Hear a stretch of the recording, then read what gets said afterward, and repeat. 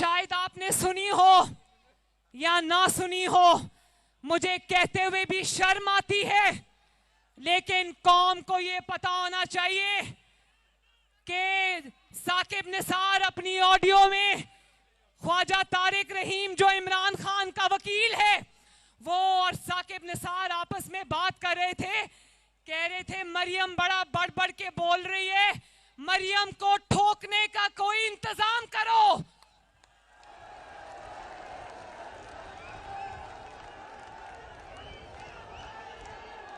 ये इनका हाल देख लो, इनको जो आईना दिखाता है ये कहते हैं उसको ठोको।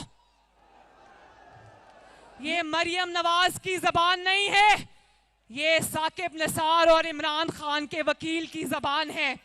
और साकिब निसार कहता है कि जब मरियम के खिलाफ कोई धमाका करने लगो तो मुझे